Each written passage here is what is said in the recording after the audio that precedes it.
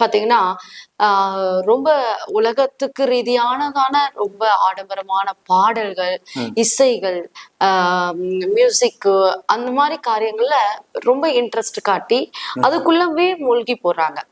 வார்த்தையை அவர்கள் லைக் பண்றதை விட இந்த மாதிரியான காரியங்கள்ல தான் அதிகமா ஒரு சில சபைகள் போகிறது. சில கிறிஸ்தவர்களும் இப்படிப்பட்ட லைக் பண்றாங்க. இது நம்மளுடைய ஆவிக்குரிய வாழ்க்கையை பாதிக்குமா? ஆவிக்குரிய வாழ்க்கைக்கு இது ஒரு நல்ல ஒரு முன்னேற்றத்தை கொண்டு வருமா, இல்ல இது எப்படி இத ஃபாலோ பண்ணலாமா வேணாமா? இப்படிப்பட்ட காரியம். நல்ல கேள்வி, சரியான கேள்வி. இது காலம், கடைசி காலம். இந்த கடைசி காலத்துல ஆவிக்குரிய திருச்சபைகள் தான் இன்னைக்கு பின்வாங்கி போற காலத்துக்குள்ள இருக்கு. ஏன்னா நமக்கு வார்த்தை மதத்தான் சொல்லுது, முடிவு பரியந்தம் நிலை நிற்பவனே ரட்சிக்கப்படுவான். இன்னைக்கு இந்த கடைசி காலத்துல இன்னைக்கு இருக்கிற வாலிபர்களும் இன்னைக்கு பாடகர்களை தான் அதிகம் லைக் பண்றாங்க. தேவனுடைய சத்தியத்தை விரும்புறது குறைஞ்சு வருது. இன்னைக்கு நீங்க நிறைய இடத்துல பாருங்க, இன்னைக்கு வாலிப பிள்ளைகள் எல்லாம் பாடல்கள் தெரியுது, தேவனுடைய பாருங்க வசனங்கள் இன்னைக்கு தெரிய மாட்டேங்குது. வேதத்துல கொடுத்து இந்த வசனம் எந்த அதிகாரத்துல இருக்குன்னு நம்ம கொடுத்தா கூட அவங்க அந்த வசனத்தை கரெக்டா சொல்ல முடியல. ஆனா இன்னைக்கு ஒரு மனுஷங்க இன்னைக்கு யாரோ ஒருத்தங்க போடுற பாடல் அவங்களுக்கு ஈஸியா என்ன செய்யுது தெரியுது. இந்த கடைசி காலத்துல ஆவிக்குரியவர்கள் சகலத்தையும் நிதானிக்கும், அதுதான் ரொம்ப கவனம்.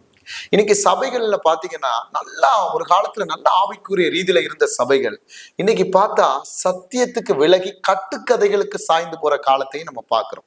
ரொம்ப ஜாக்கிரதையா இருக்க வேண்டிய காலம் தான் இது. இன்னைக்கு அநேக மேய்ப்பர்கள், இன்னைக்கு ஆவியானவரால நடத்தப்பட்ட மேய்ப்பர்கள் இன்னைக்கு பிசாசுகளால சிக்குண்டு இன்னைக்கு அவர்கள் ஜனங்களை கெடுக்கிறதையும் நம்ம இன்னைக்கு நிறைய பார்க்க முடியுது. ஏன்னா இன்னைக்கு நிறைய சபைகள்ன்றதை விட சில சபைகள்ல நான் சொல்ல வேண்டிய காரியம் என்னன்னா, இன்னைக்கு ஆவிக்குரிய சபைகள்ல சொல்றேன், இன்னைக்கு பாடல்களை ஏத்துறாங்களே ஒழிய, இன்னைக்கு பாடல்களை ரசிக்கிறாங்களே ஒழிய, ஆவியானவர் அவங்களை விட்டு விலகி இருக்கிறத அவங்க அறியாம இருக்கிறாங்க.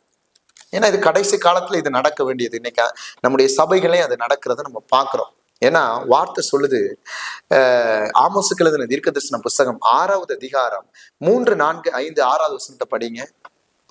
தீங்கு நாள் தூரம் என்று எண்ணி கொடுமையின் ஆசான கிட்டி வரும்படி செய்து தந்த கட்டில்களில் படுத்துக்கொண்டு தங்கள் மஞ்சங்களின் மேல் சௌக்கியமாய் சேனித்து மந்தையில் உள்ள ஆட்டுக்குட்டிகளையும் மாட்டு தொழுவத்தில் உள்ள கன்று குட்டிகளையும் தின்று தம்புரை வாசித்து பாடி தாவீதை போல கீத வாத்தியங்களை தங்களுக்கு உண்டு பண்ணி பெரிய பாத்திரங்களில் மதுபானத்தை குடித்து சிறந்த பரிமள தைலங்களை பூசிக் கொள்கிறார்கள்.